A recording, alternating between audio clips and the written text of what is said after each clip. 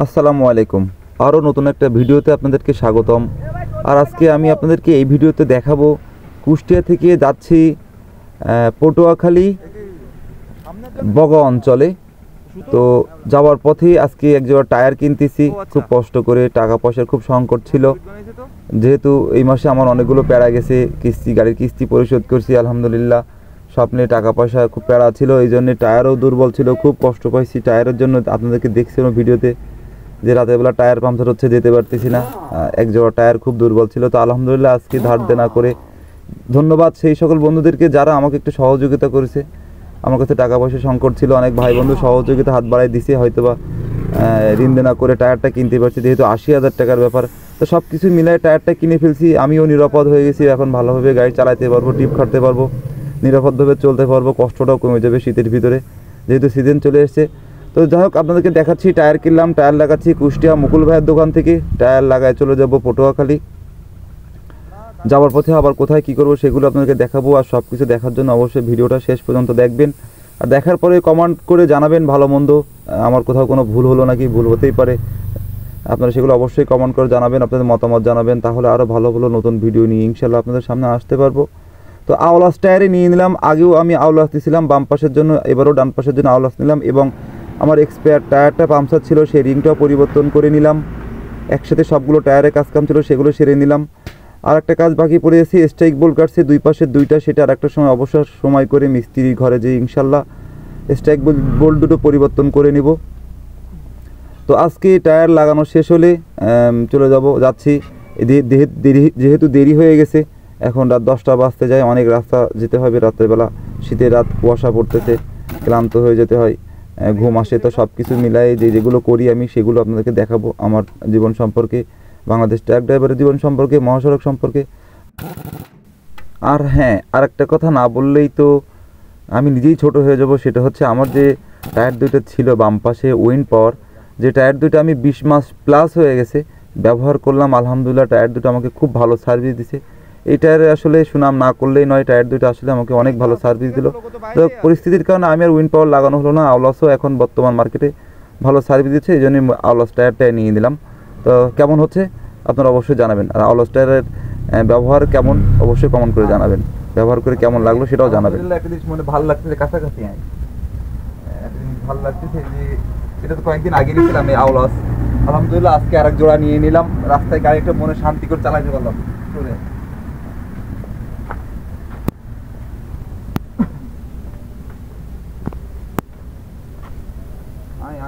এই যে আর কি আলহামদুলিল্লাহ আরেক জোড়া নিয়ে নিছি আওলাস।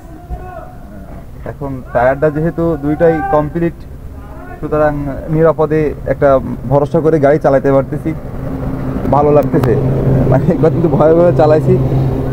দেখ অনেক আলহামদুলিল্লাহ ঋণ দেনা করে হলেও কষ্ট করে টায়ারটা নিয়ে ফেলছি, কিছু টাকা, যেহেতু 80,000 টাকার মতো লাগতেছে এক জোড়া টায়ার কিনতে, একবার এত টাকা বাইর করা সম্ভব না, এই মাসে অনেক প্যারা গেছে, সব মিলিয়ে আবার আজকে 80,000 টাকার বিষয়, অনেক কিছু টাকা ঋণ দেনা করা লাগছে। হলো অনেকে সহযোগিতা করেছে ভাই ব্রাদার, কিছু টাকা তাদের কাছ থেকে ঋণ করে হলো টায়ারটা নিয়ে ফেললাম, মানে খুব কষ্ট হচ্ছিল, আমার গাড়ি চালাতে অসুবিধা হয়ে যাচ্ছিল, বারবার খুব ডিস্টার্ব হচ্ছিল, এক কথাই মানে গাড়ি চালাতে, টায়ার ছিল না, খুব কষ্ট হচ্ছিল। তো যাই হোক আলহামদুলিল্লাহ টায়ারটা নিয়ে ফেললাম, যাচ্ছি পটুয়াখালীর উদ্দেশ্যে, ওখান থেকে আবার ধান নিতে পারবো, নিয়ে আবার রওনা দেব ইনশাল্লাহ। তো সাথে থাকেন আর একটা এই ভিডিওতে, এই সফরে কুষ্টিয়া ফ্যাক্টরি থেকেই, মারিয়াম সুপারশিট থেকে যাচ্ছি পটুয়াখালীর উদ্দেশ্যে, রাতের বেলা সফরে আবার আপনাদেরকে ইনশাল্লাহ জানাবো কী অবস্থায় আছি, কেমন আছি। ইনশাল্লাহ দোয়া করেন ভালোভাবে যেন আমরা পৌঁছে যেতে পারি। ফি আমানিল্লাহ, যাই। আলহামদুলিল্লাহ এখন রাত 2:30 বাজে, আর এসে দাঁড়ালাম হচ্ছে ট্যাকের হাট, দাঁড়ালাম একটু চা খেলাম, মানে শরীরটা খারাপ লাগতেছিল, এই জন্য দাঁড়া একটু চা খেলাম। তো সাথে থাকেন, যাচ্ছি আজকে পটুয়াখালী, আবার ওখান থেকে লোড করব, সেগুলো আবার আপনাদেরকে দেখাবো, সাথে থাকেন, দেখতে থাকেন। এখন অনেকটা রাস্তা যেতে হবে। হয়েছে আনিসর, গোছানো হয়েছে, সাথে থাকেন, আবার রওনা করি ইনশাল্লাহ। এখন রাস্তা হয়ে যাবে, 8টা বেজে গেছে। দেখি 4টার ভিতরে ইনশাল্লাহ পৌঁছে যাবে নাকি। রাস্তায় গাড়ি আজকে অনেক চাপ।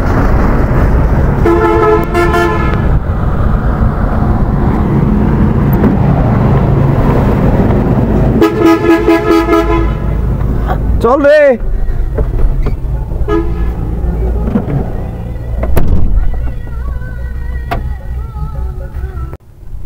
গত কয়েকদিন আগে এই বরিশাল বিশ্ববিদ্যালয়ের সামনে একটা দুর্ঘটনা ঘটছিল। বাস এবং একটা ছাত্র, যেখানে ছাত্রটা নিহত হয়, এটা নিয়ে অনেক নিউজে পত্রিকায় আসছিল বিষয়টা নিয়ে। এবং বাসটা এখানে আগুনে পোড়াইয়ে দিয়েছিল কয়েকদিন আগে। এই আমার সামনের বাসটা ছিল, এখন সরাই ফেলছে। তো হঠাৎ রাতেরবেলা কথাটা বলতে ইচ্ছে হলো।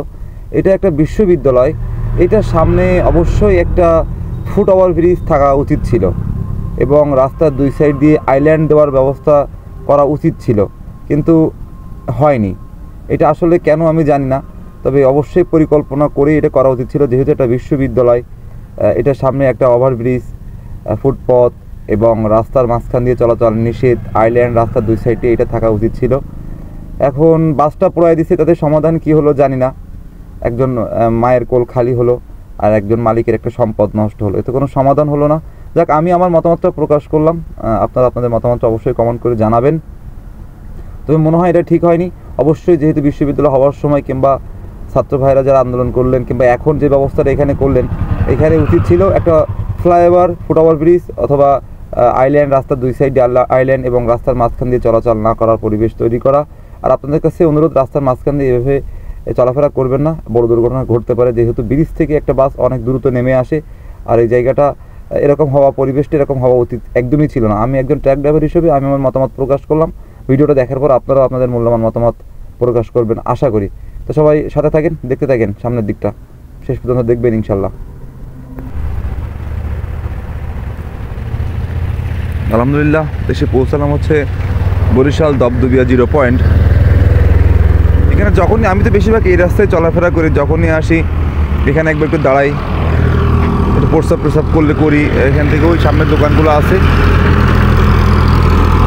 কখনো কখনো চা, কখনো কফি এখান থেকে খাই, একটু ঘুমটাও কাটে, ভোর ভোর হয়ে যায়। এখন যেমন 5টা বাজতে যায়, ঘুম আসে। সেই ফরিদপুর থেকে গাড়ি ছেড়েছি 7 পাম্পের থেকে, ফরিদপুর 7 পাম্প শিবরামপুর থেকে, আর এখানে এসে দাঁড়ালাম। ঘুম লাগাটা স্বাভাবিক। আনিসুর তো ভিতরে ঘুমাচ্ছে, আর আমি এখানে এসে দাঁড়ালাম, একটু টায়ারটার কোন চেক করলাম, প্রস্তাব করলাম, আর এখানে চা কফি খাই। কিন্তু আজকে আর চা কফিটা খাওয়া হয়নি, মানে দোকানে চা কফি কোনোটাই নেই, দোকান সবগুলোই বন্ধ। একটা দোকান খোলা আছে। একটা জুস খাচ্ছি, প্রাণের বাদাম মিল্ক ড্রিঙ্ক, ভালো লাগলো জুসটা, আগে কখনো খাইনি। ছোটোদের মতন খাচ্ছি, কী করবো, মানে চা কফি কিছুই নাই। একটা কেক খেলাম, কেকটা খেয়ে আবার ইনশাল্লাহ গাড়ি টান দেবো। এখনও বেশ কিছুটা রাস্তা যেতে হবে, 40, 70, এখন 70-80 কিলো পর্যন্ত আমার পয়েন্ট পর্যন্ত। ঝালন্দি বাজারে খুব সম্ভবত। আর আসলে আর আমি চালা আসলাম একটু নিরাপদে। টায়ার যেহেতু এখন 2টাই পিছে, 2 জোড়াই কমপ্লিট, প্লাস 2 পাশে যেহেতু কমপ্লিট, এই জন্যে চালাইতেও সাহস হয়েছে। শীত পড়ে গেছে, টায়ার ঠান্ডা করা লাগতেছে না। তারপর যেহেতু ক্যাপাসিটি মাল, যাক সব মিলে আলহামদুলিল্লাহ ভালো আছি। আল্লাহ এই পর্যন্ত নিয়ে আসছে। সবাই ভিডিওটা দেখতে থাকেন, আর অবশ্যই বেশি বেশি দোয়া করবেন, ভালো মন্দ কমেন্ট করে জানাবেন। যারা চ্যানেলটি এখনও সাবস্ক্রাইব করেননি, অবশ্যই চ্যানেলটি সাবস্ক্রাইব করবেন। On the way 360।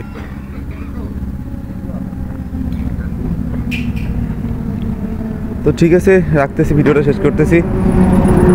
আর কার এলাকায় কেমন ঠান্ডা পড়ছে অবশ্যই কমেন্ট করে জানাবেন। আর খুব শিগগিরই উত্তরবঙ্গে আসতেছি। উত্তরবঙ্গে তো ঠান্ডা প্রচুর, আমি জানি। এখনও যেহেতু বাড়ি থেকে ঠান্ডা কাপড় চোপড় নিয়ে আসা হয়নি, তো আসতেছি উত্তরবঙ্গে, খুব শিগগিরই আসতেছি।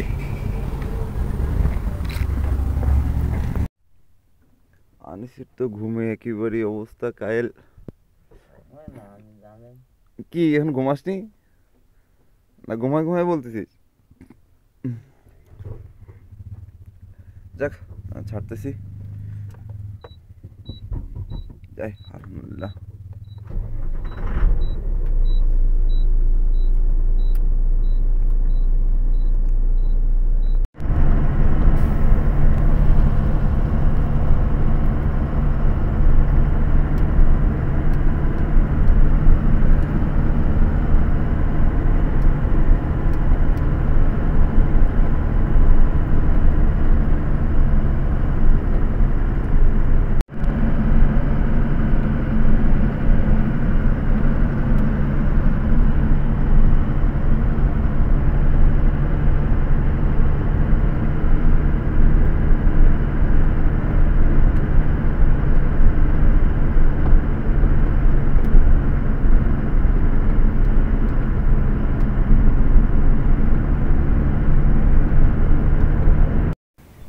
ওহ, খুব ক্লান্ত হয়ে গেছি। এখানে এই ব্রিজটাতে এসে দাঁড়ালাম, নলুয়া ব্রিজ, পটুয়াখালী যাচ্ছি ধরন্দি বাজার।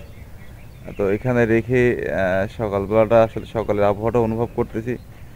ক্লান্তও হয়ে গেছি, গাড়ি রেখে একটু হাঁটাহাঁটি করতেছি, ঘুম ধরে গেছিলো সেই জন্যেই। তো ভিডিওটা কেমন হচ্ছে, কেমন হলো অবশ্যই কমেন্ট করে জানাবেন।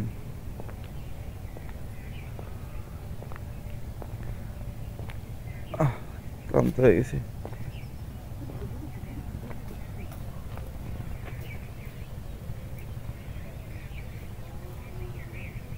তো আপনার সাথে ছিলেন, আপনাদেরকে অসংখ্য ধন্যবাদ। সারা রাত গাড়ি চালাইছি, আর সারা রাতের যাত্রা সফর সেটা আপনাদের অল্প একটা ছোট্ট ভিডিওতে দেখানোর চেষ্টা করলাম একজন ট্রাক ড্রাইভার হিসেবে। কেমন হলো সেটাও কিন্তু আপনারা অবশ্যই কমেন্ট করে জানাবেন। আর ভালো বন্ধু অবশ্যই কমেন্ট করে জানাবেন, আর সাথে থাকবেন, বেশি বেশি সাপোর্ট করবেন। ঘুম লেগে গেছিলো, একটু ঘুমটা ছাড়াই নিলাম, আবার রওনা হচ্ছি। তো শুভ সকাল। কি নালুয়া ব্রিজ না কি জন্য জায়গার নাম বললো, খুব সুন্দর লাগতেছে। সকাল হয়ে গেছে দেখে বুঝতে পারতেছেন, মানে মাত্র সকালটা হলো, এখনো সূর্য ওঠেনি। আমিও একটু এখানে এসে দাঁড়ালাম, আসলে ক্লান্ত লাগতেছে শরীরটা। সারা রাত আনিসের তো ঘুমাচ্ছে, আমারও ভোর হয়ে গেছে, ঠান্ডার সময় তো একটু ঘুম ঘুম লাগে। যাই হোক, ভালো জায়গায় এসে দাঁড়ালাম, খুবই ভালো লাগতেছে। শুভ সকাল পটুয়াখালীবাসী। পটুয়াখালীতে নতুন আর একটা, মানে এত সুন্দর লাগতেছে জায়গা।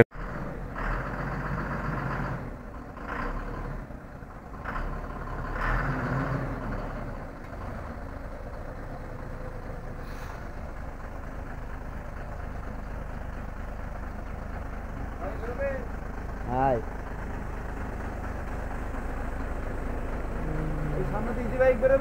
যাবে যাবে।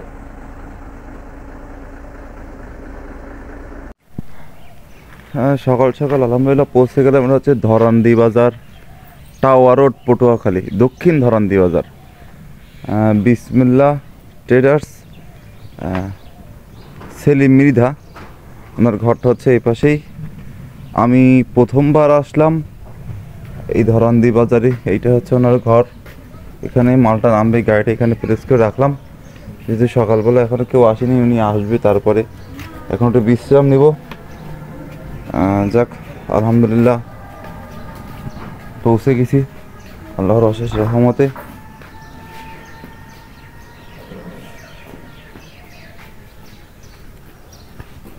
ধরন্দি বাজার।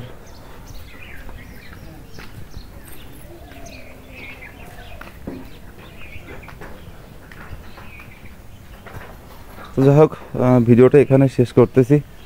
এখন একটু বিশ্রাম নেই, ক্লান্ত হয়ে গেছি, সারা রাত গাড়ি চালাইছি। আর আনিসের তো কতক্ষণ ঘুমালো, আমার এখন ঘুমানোর সময় বিশ্রাম নিতে হবে। আর ঘুম থেকে উঠে আবার লোডের চিন্তা করতে হবে কোন দিকে কী করা যায়। তো সবাই ভালো থাকবেন, সুস্থ থাকবেন। আর যারা এখনও চ্যানেলটি সাবস্ক্রাইব করেননি, অবশ্যই অবশ্যই অন দ্য ওয়ে 360 চ্যানেলটি সাবস্ক্রাইব করবেন, যেখানে আমি আমার জীবনের গল্প, বাংলাদেশ ট্রাক ড্রাইভারের গল্প, মহাসড়কের গল্প, সেগুলো আমার সাধ্য মতন চেষ্টা করি আপনার সাথে শেয়ার করার। তো অবশ্যই সেগুলো দেখার জন্য অবশ্যই চ্যানেলটি সাবস্ক্রাইব করে সাথে থাকবেন। ভালো থাকবেন, দেখাবেন নতুন পরে আর একটা ভিডিওতে। আল্লাহ হাফেজ, সালামু আলাইকুম।